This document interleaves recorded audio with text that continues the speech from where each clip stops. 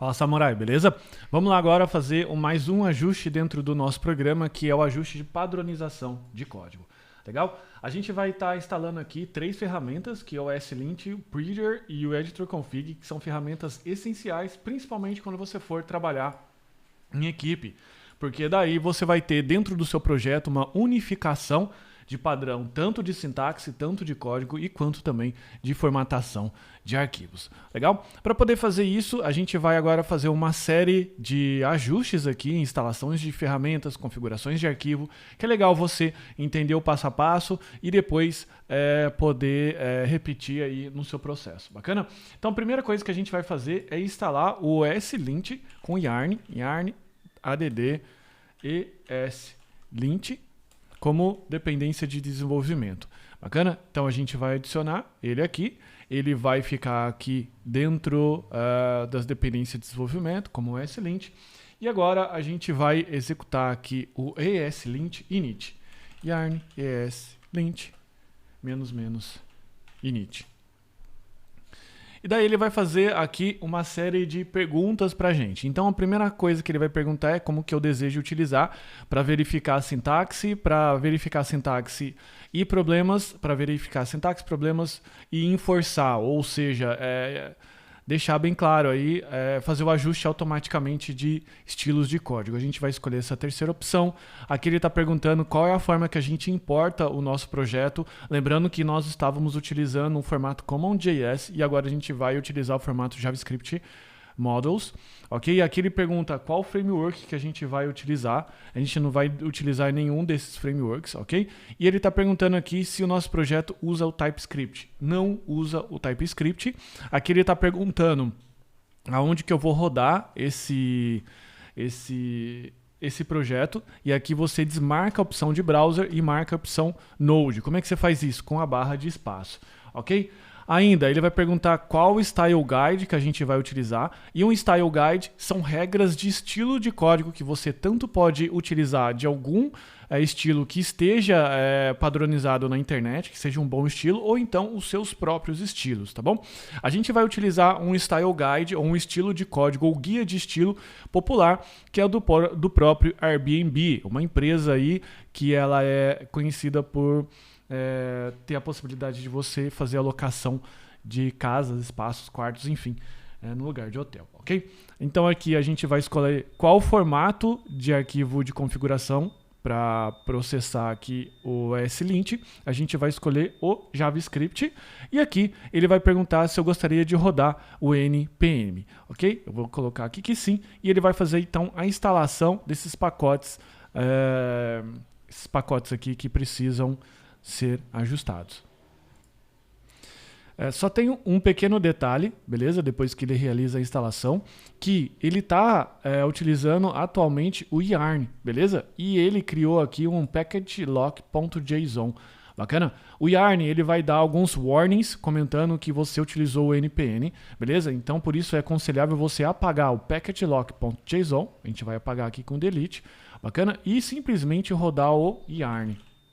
Se você rodar o yarn, ele vai atualizar com os pacotes novos que foram instalados aqui no package.json, que é o SLint config, o plugin import e assim sucessivamente. Bacana? Então, feito isso, o que a gente precisa agora fazer? Agora a gente precisa instalar uma extensão no VS Code chamada ESLint. Para a gente fazer isso, a gente clica aqui no Extensions, beleza? Eu já tenho ela instalada aqui, mas eu te ensino aqui sem nenhum problema. Você, na barra aqui de Search, você digita ESLint, ok? No momento que você clicar nela, ela vai ter aqui a opção de Install, como tem essas outras aqui, ok? A minha já está instalada, por isso eu não preciso instalar de novo. Eu não quero desinstalar, que é a opção de Uninstall. E basicamente o ESLint ele vai trabalhar integrado junto com o Visual Studio Code para fazer as devidas correções automaticamente no nosso código no momento que a gente pressionar o Ctrl S ou Command S, que é a opção de salvar o arquivo, ok? Para poder fazer isso, essas opções aí que eu comentei, a gente ainda vai precisar fazer um ajuste no Visual Studio Code. Esse ajuste visa deixar essas opções ativas, como por exemplo a de salvar automaticamente, que é o processo corrigir automaticamente, que é o processo chamado de autofix, ok? Para poder fazer isso, a gente vai precisar ir nas configurações do Visual Studio Code, que é na opção aqui de Edit File Preference Settings, ou então pressionar o Ctrl ou Command vírgula, ok? Aqui, logo na sequência, você vai ter várias configurações. Se você digitar ESLint, você vai ter as opções do ESLint, mas a gente vai fazer uma opção aqui mais direta ao ponto, que é editar o JSON. Para poder fazer isso, basta você clicar aqui no Open Settings e ele vai abrir aqui as opções do ESLint, ok? Tudo que você precisa fazer, e lembrando que esse arquivo aqui é um arquivo JSON, então você edita ele como se fosse qualquer arquivo JSON aí da vida, tá bom? Você vai colocar a opção aqui, ESLint autofix on save igual a true. Eu vou deixar esse fragmento aqui de configuração para você copiar e colar, beleza? Eu vou até separar aqui para não esquecer de passar para você, mas explicando aqui, o autofix on save igual a true, o ESLint package manager, que é o yarn, que é a opção que a gente utiliza, e o ESLint validate, que daí você vai colocar o autofix específico para cada linguagem, como por exemplo JavaScript, JavaScript React, TypeScript e TypeScript React, beleza? Depois que a gente fez isso, que é a opção de corrigir automaticamente, você vai ver que a partir de agora, quando você entrar aqui, por exemplo, no server.json, ele vai reclamar de algumas coisas, como por exemplo, essa daqui, que as strings precisam ser em single quote. O que é o single quote? É utilizar a opção aqui de aspas simples. E no momento que a gente dá o Ctrl S, salvar, ele vai fazer a correção automaticamente, como você acabou de ver por aqui. Isso é a responsabilidade do plugin que a gente acabou de configurar, que é o autofix. Esse autofix faz essas considerações aqui, beleza? Mas ainda a gente precisa ajustar o ESLint para que ele sobreponha e para que ele faça o ajuste de determinadas situações em específico, beleza? Porque até então ele está utilizando aqui as opções do Airbnb Base e a gente precisa fazer, sobrescrever algumas regrinhas aqui, beleza? E para sobrescrever essas regrinhas, você vem aqui no arquivo .eslintrc.js, que foi o arquivo que foi criado no momento que a gente deu o init, fazer as seguintes configurações. A primeira é o class method use this, ok? Você vai colocar aqui essa opção como off. E o que isso significa? Significa que você não vai precisar usar o this nos seus métodos de classe, ok? Próxima configuração é o no param assign off, ou seja, isso daqui a gente vai utilizar principalmente quando a gente for configurar o nosso ORM, que no caso a gente vai utilizar o Sequelize, para que a gente possa sobrescrever sim os parâmetros de função, beleza? Isso é uma necessidade do Sequelize, é uma função que a gente precisa fazer para lá. Aqui a gente vai colocar mais uma opção, que é o camel case, ok? Aqui a gente vai colocar off, o que significa que em vez de você escrever a sua variável como minha variável, beleza? Se você, isso aqui é a opção padrão camel case e agora ele vai permitir também você escrever dessa forma, que também é uma necessidade do Sequelize, ok? A gente agora vai colocar mais uma configuração, que é o no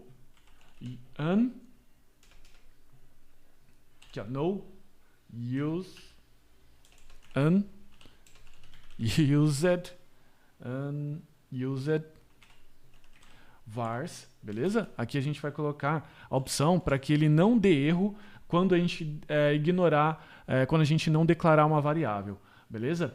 Aqui a gente vai colocar error, beleza? E aqui a gente vai colocar mais uma configuração, que é a configuração de args ignore pattern next. Dentro das configurações de middleware do próprio Express, a gente vai precisar utilizar uma variável chamada next. E essa variável a gente não pode declarar porque é uma variável do próprio Express. Então a gente vai deixar essa opção aqui para que ele não dê erro em variáveis não utilizadas, como por exemplo o next. Ok? É isso que a gente precisa fazer, beleza? E agora ele já está fazendo as devidas correções aqui pra gente, ok? Ele só deu um pequeno erro aqui no... desculpa, esse erro está causando porque o correto é no unused vars, beleza? Eu esqueci aqui do S, então ele estava dando um errinho aqui porque ele não reconheceu essa chave de configuração aqui. Beleza? Tem vários detalhezinhos que eu vou deixar esse projeto salvo aqui debaixo dessa aula e depois você pode copiar, beleza? Fora as configurações, que essas configurações eu não consigo exportar do meu editor, beleza? Porque você já deve ter suas configurações, mas depois você copia e cola elas que eu vou deixar separado aqui para deixar para você. Ok?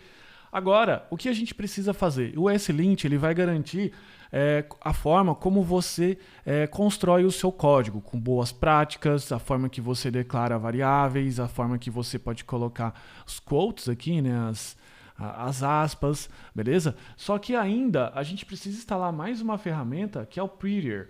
O que é o Prettier? O Prettier é uma ferramenta que ela vai garantir o embelezamento do código. Então, uma coisa é o ESLint, que garante o funcionamento, as boas práticas de codificação, e a outra é o embelezamento, como, por exemplo, a quantidade de espaços, se vai ter aspas duplas, aspas simples, enfim, ele faz todo esse processo para você. Bacana? E para poder instalar essa ferramenta, a gente usa o yarn add prettier, o ESLint config prettier, e o ESLint plugin prettier -d, para ser uma dependência de desenvolvimento. Ele vai fazer aqui a instalação, ele já deixou certinho, e agora a gente vai precisar voltar aqui no ESLint RC, fazer os ajustes. Por que a gente precisa fazer esses ajustes? Porque ele vai estar conflitando aqui com a nossa extensão aqui do Airbnb Base. Então a gente precisa vir aqui e colocar o Prettier, beleza? E aqui os plugins que a gente acabou de instalar.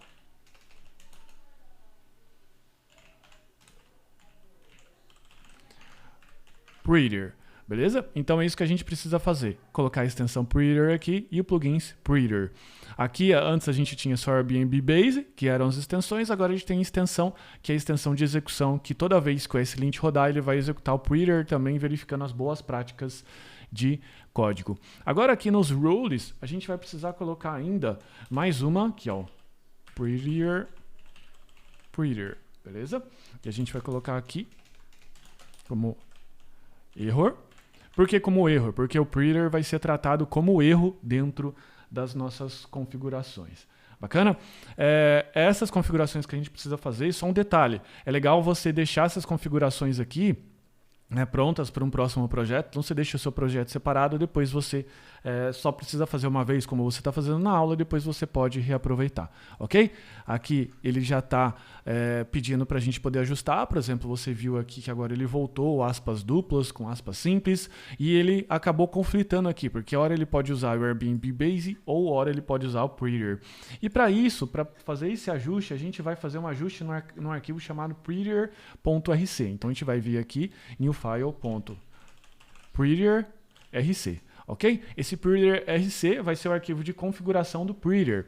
Daí a gente vai colocar aqui, por exemplo, single quote. A gente vai colocar aqui false.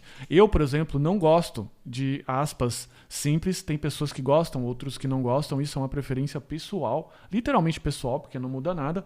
E mais uma é o trailing, que a gente vai colocar aqui ES5. Beleza? Então, se a gente voltar aqui, a gente dá um Ctrl S, ele fez a correção. O S5 significa que ele vai acrescentar o ponto e vírgula no final do arquivo JS. Um arquivo JS é opcional você acrescentar o ponto e vírgula. Então, pode ver, quando eu retirei aqui, eu dei um Ctrl S, ele voltou com ponto e vírgula. Por quê? Porque eu coloquei aqui que eu preciso do padrão ponto e vírgula, que é o padrão ES5, ok? Então, tudo certo aqui com as nossas configurações, ok? Do nosso ESLint e do Prettier. Lembrando que o ESLint serve para poder fazer correções no código, ele verifica código e o Prettier verifica sintaxe, embelezamento do processo, ok? Como você provavelmente tem todos os outros arquivos aqui, a gente tem o routes, que daí ele tem aqui